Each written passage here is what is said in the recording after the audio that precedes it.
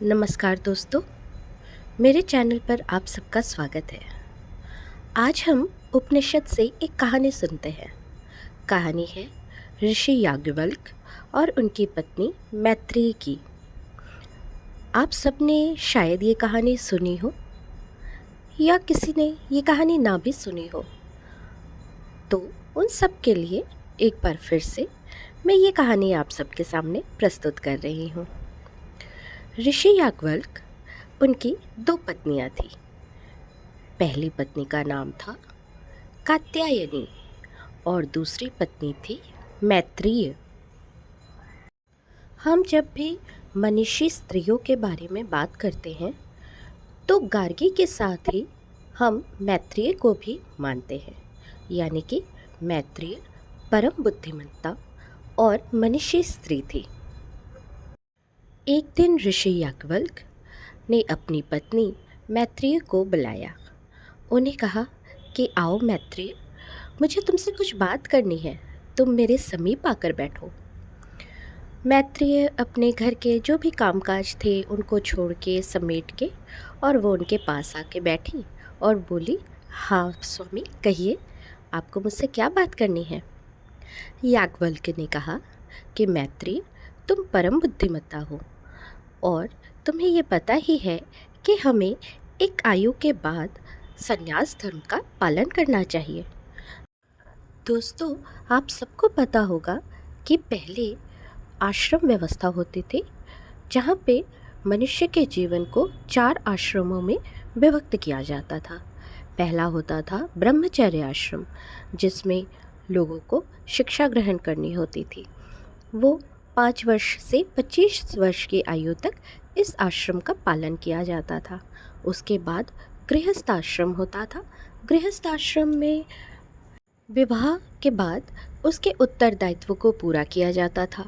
25 से 50 वर्ष की आयु तक इस आश्रम का पालन किया जाता था। उसके बाद होता था वानप्रस्थ आश्रम और उसके बाद संन्यास आश्रम।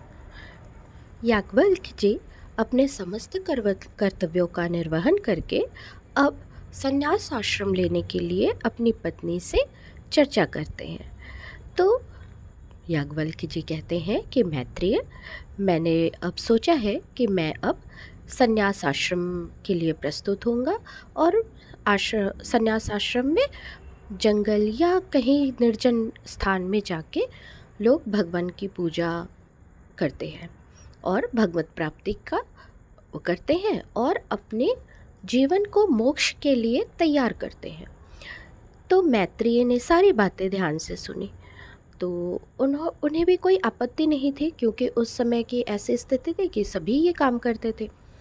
तो याज्ञवल्क्य जी ने कहा कि तुम और कात्यायनी दोनों ही मुझे बहुत प्रिय हो और मुझे पता है कि आप दोनों ही बहुत अच्छी स्त्रियां हैं और मेरे जाने के बाद मेरी संपत्ति को लेके आप में कोई विवाद नहीं होगा, परंतु मेरा ये कर्तव्य है कि मैं आप और कात्यायनी, मतलब कि मैत्रेयी और कात्यायनी, अपनी दोनों पत्नियों को, याज्ञवल्क्य जी चाहते थे कि अपनी सारी संपत्ति उन दोनों में बांट दें। तो इसी विषय में वो मैत्रेयी से बात करते हैं।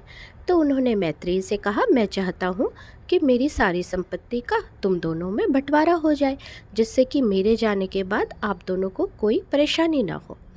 तो मैत्रेयी बड़े ध्यान से उनकी बात सुनती है और उसके बाद कहती हैं कि हे स्वामी, पति के सारी संपत्ति पर पत्नियों का हक होता है।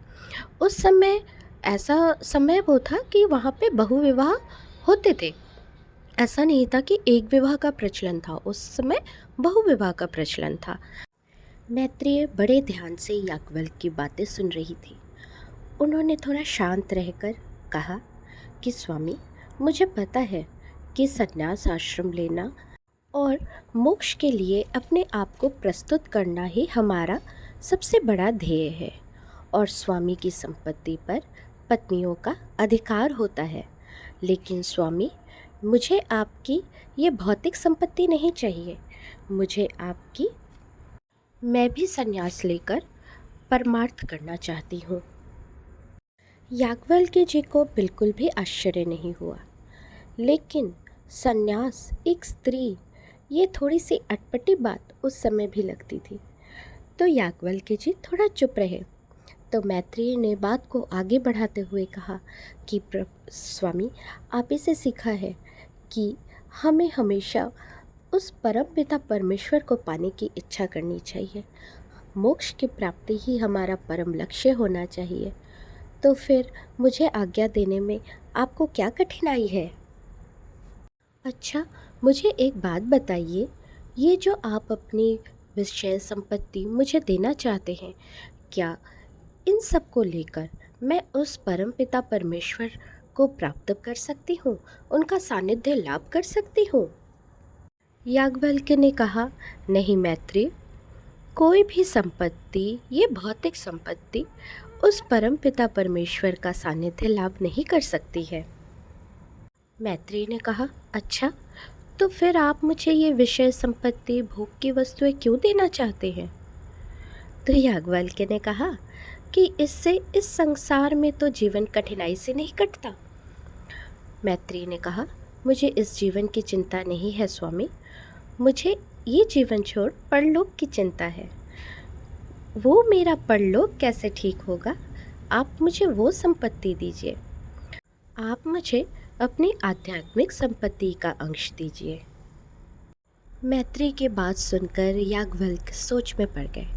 मैत्रेय ने फिर कहा कि स्वामी, आप जैसा ज्ञानी इस समय इस पूरी पृथ्वी में कहीं नहीं है। आप मुझे ज्ञान का लाभ दीजिए, उसमें अंश दीजिए। याज्ञवल्क्य ये सुन के बहुत खुश हो गए और उन्होंने मैत्रेय को परमार्थ का ज्ञान देना शुरू किया। तो दोस्तों, आपको कैसी लगी ये कहानी? मुझे अवश्य बताइए। आप कोई और कहानी सुनना चाहते हैं उपनिषद में से, पुराण में से, तो मुझे अवश्य बताइएगा। आपके कमेंट का इंतज़ार रहेगा। लाइक कीजिए, शेयर कीजिए और चैनल को सब्सक्राइब कीजिए।